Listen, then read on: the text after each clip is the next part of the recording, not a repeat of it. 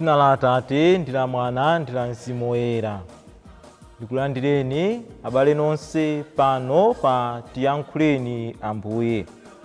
Ndipo lero ndi Lachitatu pa 12 April mchaka cha 2023.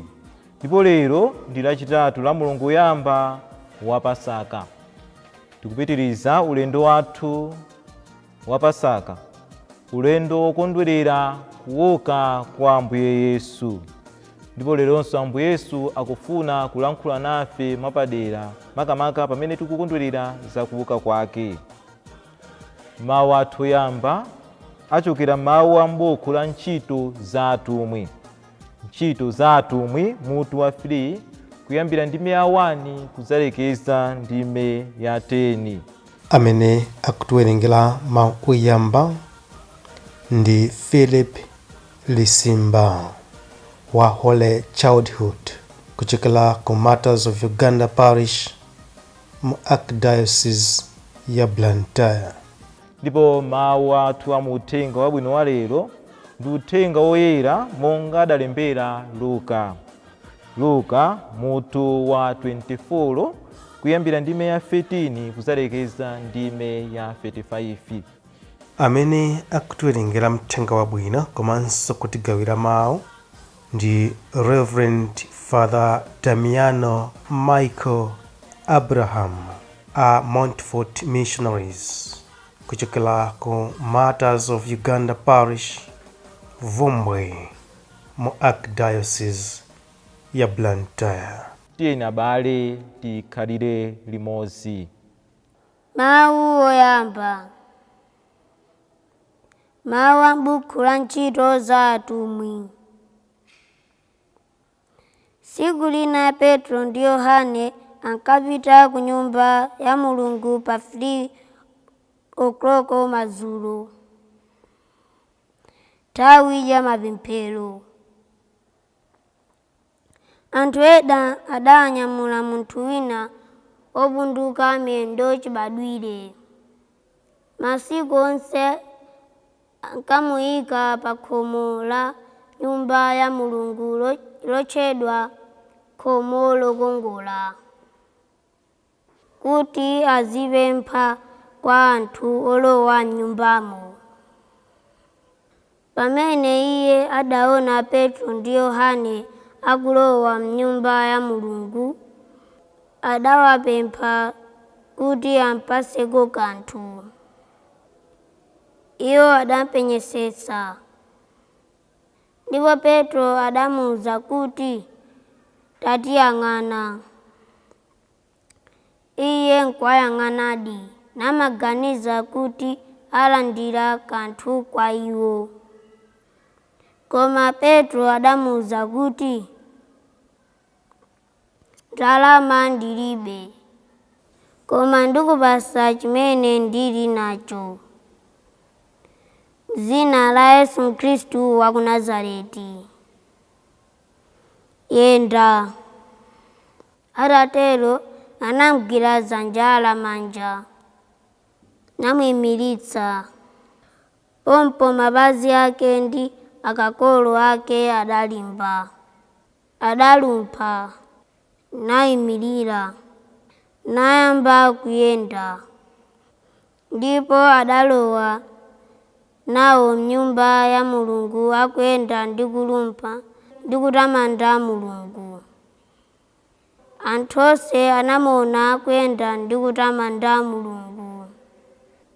Adazindikira kuti ndi yemwe uja amene ankakhala pa khomo lokongola la nyumba ya Mulungu.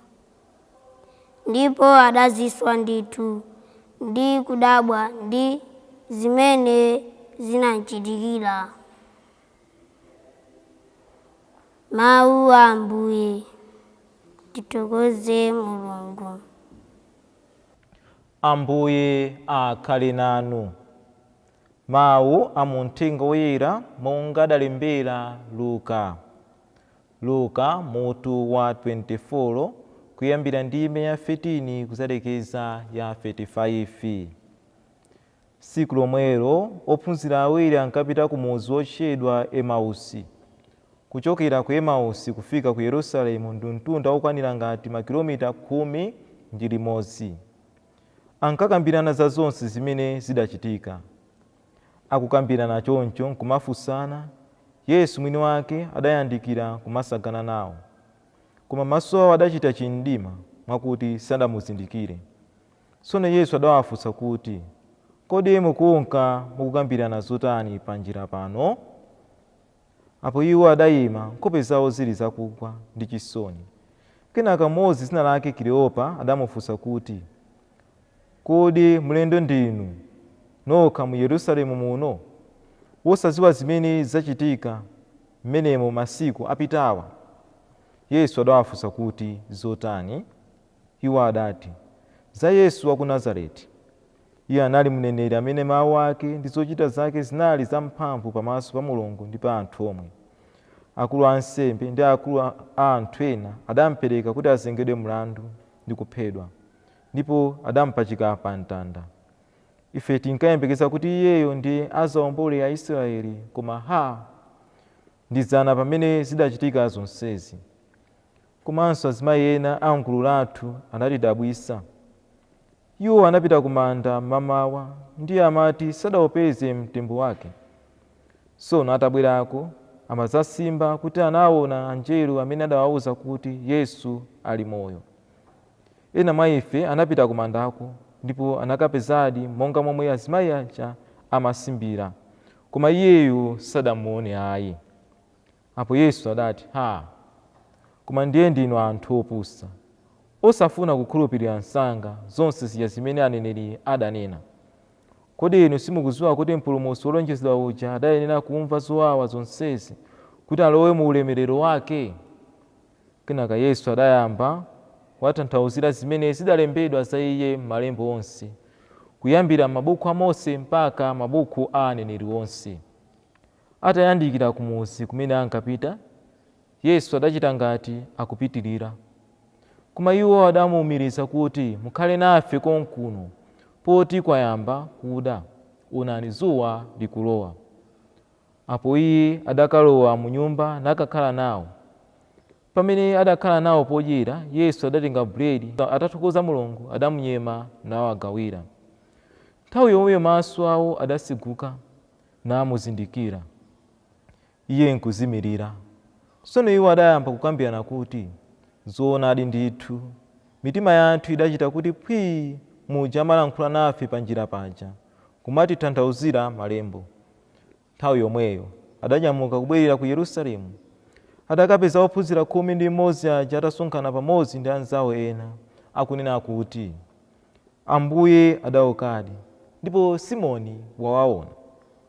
Tsono nawonso awiri aja adafotokoza zimene zidachitika pa njira, ndipo mmene iwo adamuzindikirira pamene iye ankanyema buledi. Mthenga wa Ambuye. Abale, mawu athu amene tawamva tsiku la lero akutiphunzitsa zinthu zingapo zofunikira kwambiri kwa ife akhristu, kuti kodi tiyenera kuyenda bwanji pa chikhristu chathu. Mawu athu amene tawamva koyamba, mawu a m'buku la ntchito za atumwi. Tikuyitanidwa kukhala anthu a chikhulupiriro. Tizikhulupirira Ambuye Yesu ndipo tizichita zinthu mu dzina la Ambuye Yesu. Ngati tichita zinthu mu dzina la Ambuye Yesu tizapeza phindu, zinthu zizayenda bwino pa moyo wathu, ndipo tizaona zodabwitsa zambiri zikuchitika pa moyo wathu wa siku ndi siku. Mawu athu alero tikuona Petro akuchiritsa munthu amene samayenda mu dzina la Yesu. Petro akuchiritsa munthu uyu mu dzina la Yesu, osati mu dzina la iye ayi, koma mu dzina la Yesu, ndipo munthu uyu akuchira. Inunso ndi ine lero timakhala ndi nkhawa zosiyanasiyana pa moyo wathu ndipo timataya mtima, koma kodi timamuwuza Ambuye Yesu kuti alowolere mu zovuta zimene ife timakumana nazo pa moyo wathu? Kaya ndikudwala, kodi timapita pamaso pa Ambuye Yesu kuti Ambuye Yesu atikhuze ndi dzanja lake la machiritso? Kaya banja lathu silikuyenda bwino, kodi m'banja mwathu timalola kuti Ambuye Yesu akhale pakati pathu, alowolere mu nyengo zovuta zimene ife tikukumana nazo? kandi bizinesi yathu sikuyenda bwino, kodi timadalira ndani? Kodi timadalira Ambuye Yesu kuti alowerere mu bizinesi yathu, kuti atithandize kuti bizinesi yathu iyende bwino? Mawu athu alero oyamba wathu akutiphunzitsa inu ndine kuti samataye mtima, koma tizikhulupirira Ambuye Yesu. Pamene Ambuye Yesu akhala pakati pathu, zinthu zimayenda bwino. Pamene tilola Ambuye Yesu kuti akhale pakati pathu, tizaona madalitso okuchuluka akuchitika pakati pathu, ndipo tizaona kuti kaya tikudwala, machiritso akubwera pakati pathu. Tiyeni ndine lero poyamba kuti zonse zichitike, tiyeni akukhala anthu achikhulupiriro, chikhulupiriro chimene Petro adali nacho. Zonsezi kuti zichitike mwa Petro chifukwa anakhulupirira Ambuye Yesu ndi mtima wake wonse. Choncho ndine tikakhulupirira Ambuye Yesu, zinthu zizayenda bwino, nyengo zathu zizayenda bwino.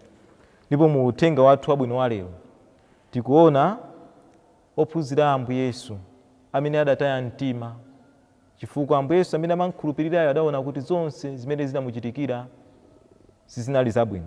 Ambuye Yesu amene ankakhulupirira kuti azawapulumutsa, koma lero tikuona Ambuye Yesu akumenyedwa, akuzunzidwa ndipo akuphedwa ndipo akufa. Choncho ophunzira Ambuye Yesu anabalalika, adasowa chochita, anali ndi mantha aakulu kwambiri. Ndipo ndi mantha amenewa ndi kukhuzidwa koterewa tikuona ophunzira Ambuye Yesu awiri akubwerera kwawo, akupita ku Emausi. Ndipo pamene anali pa njira ku Emausi, Ambuye Yesu adaonekera, koma poyamba adalephera kumuzindikira Ambuye Yesu. Koma pamene adamuzindikira Ambuye Yesu, pa nthawi imene Ambuye Yesu adalowerera, adakhala pakati pawo, mantha awo adachoka, chisoni chija chidasandukanso chimwemwe. Phunziro ndi lakuti pamene tilola Ambuye Yesu kuti akhale pakati pathu, Ambuye Yesu azatipasa chimwemwe chimene tikuchisowa pakati pathu. Ambuye Yesu ndi amene angatibweresere chimwemwe. Ambuye Yesu ndi amene angachotse mantha amene ife timakhala nawo pa moyo wathu. Chachitatu tikuonanso ophunzirawa kuti pamene anali okhumudwa, anali kuyenda mu njira, anali anthu awiri. Chifukwa chake amanena kuti kuyenda awiri si mantha. Akanakhala kuti anali munthu mmodzi ndi kubalalika kwake, mwina akanatha kuchita zinthu zina zosakhala bwino. Koma chifukwa kuti anali anthu awiri, amatha kulimbisana mtima, ulendo wawo unapepuka. Inunso ndine pa moyo wathu, makamaka moyo wathu wa Chikhristu, pamene tili ndi nkhawa zambiri, pamene tili pa mavuto, tizithanso kuwatulira anzathu nkhawa zathu, kuwafotokozera anzathu zimene ife timakumana nazo pa moyo wathu. Kandi ife abambo, zinthu sizikuyenda bwino mitima mwathu, tisangosiya mu mtima mwathu ayi, tizithanso kumasuka kuwafotokozera anzathu kuti atilimbise mtima. Kandi amayi, zinthu sizikuyenda bwino, tizithanso kukhala pansi kupeza anzathu ndi kuwafotokozera nkhawa zimene tikukumana nazo kuti nawonso athe kutilimbisa mtima. Kawirikawiri anthu ambiri timatha pamene tili pa mavuto kungokhala patokha, mwina kungosunga zinthu mu mtima, mwinanso ndikupanga ziganizo zina zosakhala bwino ngakhale kuzipha kumene.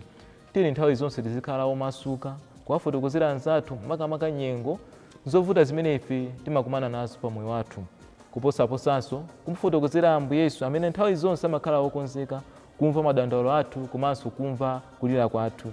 Tiyeni abale tipemphererane poyamba kuti tikhale anthu achikhulupiriro, kudalira Ambuye Yesu mu nyengo zonse, komanso kukhala okonzeka kufalitsa za uthenga wa Mulungu monga amene adali kuchitira ophunzira Ambuye Yesu. Amen.